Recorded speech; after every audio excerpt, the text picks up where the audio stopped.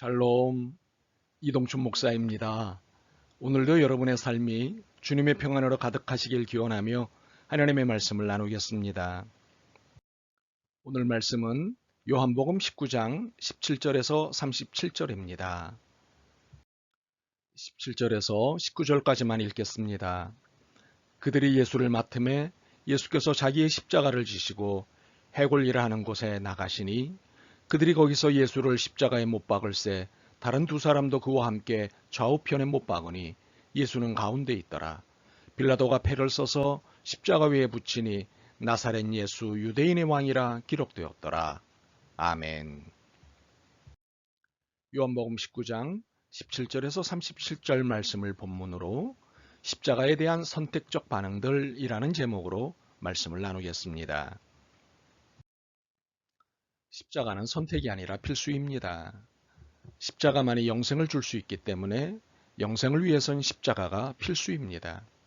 여러분은 이것을 믿는 분들이지요. 그런데 십자가는 선택입니다. 영생을 위해서 십자가는 필수지만 이를 믿고 안 믿고는 선택입니다. 참으로 선택이 운명을 가른다는 말은 틀리지 않습니다. 우리는 오늘의 본문에서 다양한 선택의 태도들을 볼 수 있습니다.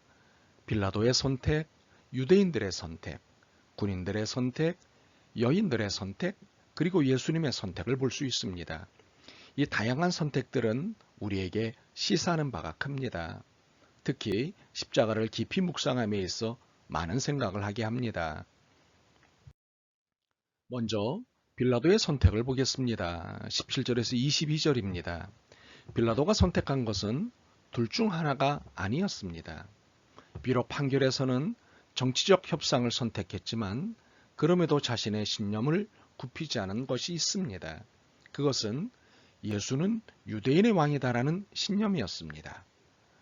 소위 십자가 위에 거는 죄패에 대해 자칭 유대인의 왕이라고 쓸 것이냐, 유대인의 왕이라고 쓸 것이냐를 두고 유대인들과 빌라도 간의 이견이 있었습니다. 이때 빌라도는 자신의 신념을 굽히지 않고 유대인의 왕이라고 썼습니다. 이에 대해 큰 난리가 나자 그는 당당히 말했습니다. 내가 쓸 것을 썼다. 그렇습니다. 빌라도가 선택한 것은 예수는 유대인의 왕이라는 신념이었습니다. 그는 사실을 보았습니다. 잘 본 것이지요. 그러나 예수님이 자신의 왕이지 못했습니다. 그래서 그의 선택은 영생과 연결되지 못했습니다. 참으로 그의 선택은 많은 아쉬움을 남긴 선택이었습니다.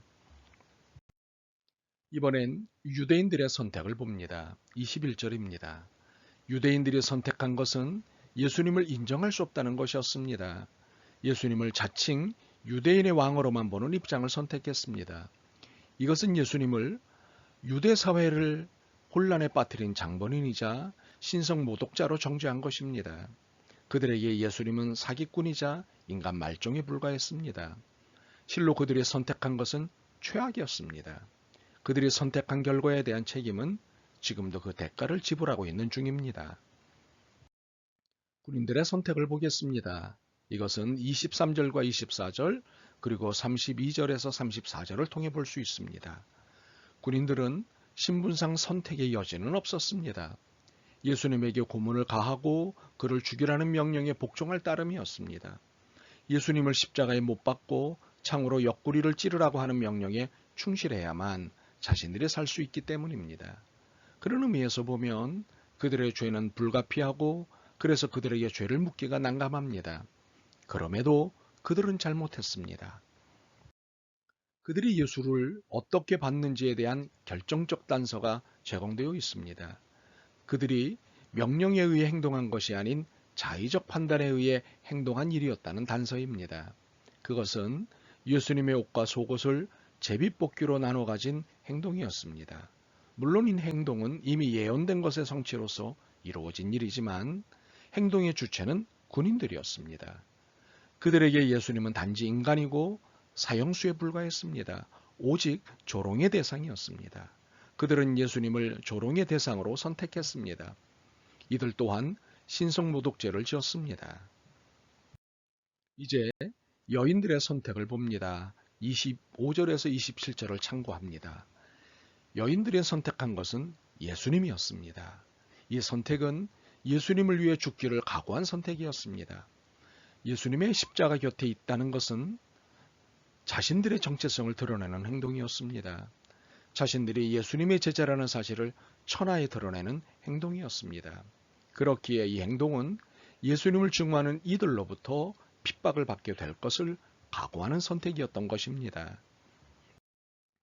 사실 남자 제자들은 이것이 두려워 도망갔고 그중 요한이 곁에 있었다 해도 비굴하게 침묵을 지키고 있을 뿐이었습니다. 상황이 이러할지라도 여인들은 예수님을 위해 예수님과 함께 죽음을 선택했던 것입니다.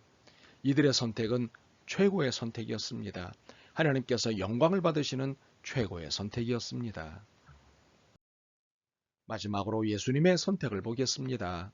17절에서 37절 전체를 통해 이해할 수 있습니다. 예수님의 선택은 무엇보다도 십자가를 선택하신 일이었습니다. 어마어마한 고통인 줄 아시면서도 기꺼이 선택하신 십자가였습니다. 물론 당신께서 십자가에서 희생하지 않으시면 인류의 구원은 없기에 이 선택은 불가피했습니다. 그러나 이것은 분명 선택이셨습니다. 이 선택은 사랑입니다. 이 선택이 사랑이라는 것은 곳곳에서 나타납니다. 육신의 어머니 마리아를 챙기시는 모습에서 인류를 위해 목마르기까지 마지막 물과 피 한 방울도 남기지 아니하신 모습에서 가진 모욕을 끝내 참으시는 모습에서 그 어떤 원망도 없이 끝까지 소임을 다하시고는 다 이루었다고 하신 모습 등에서 이 선택은 사랑임을 확인할 수 있습니다. 이 위대한 사랑으로 우리가 살 수 있는 것입니다. 지금까지 살펴본 이 다양한 십자가의 선택들은 지난 2000년 동안 인류 역사 속에서 계속 반복되고 있습니다. 어떤 이들은 빌라도의 선택을, 어떤 이들은 유대인들의 선택을, 어떤 이들은 군인들의 선택을 했습니다. 어떤 이들은 여인들의 선택을 했습니다. 심지어 어떤 이들은 예수님의 선택을 했습니다. 이 말씀을 나누는 여러분은 모두가 여인들의 선택을 하셨다고 믿고 싶습니다. 도망간 남자 제자들이 아니길 바랍니다. 그래서 거룩한 욕심을 갖고 바라기는 예수님과 똑같이 십자가를 질 수는 없다 할지라도 아가페의 사랑은 선택할 수 있기를 바랍니다. 그래서 예수님을 믿는 사람으로서의 품위와 품격을 드러내고 유지할 수 있었으면 좋겠습니다. 아멘. 주님, 예수님을 선택할 수 있도록 해주셔서 고맙습니다. 바라기는 결정적인 순간에 예수님 곁을 피해 도망간 남자 제자들과 같이 되지 않게 도와주옵소서. 여인들의 믿음과 선택을 하게 하옵소서. 더욱이 아가페의 사랑을 선택하게 하옵소서. 예수 그리스도의 이름으로 기도드립니다. 아멘. 오늘도 여러분의 믿음과 삶을 응원합니다. 사랑합니다.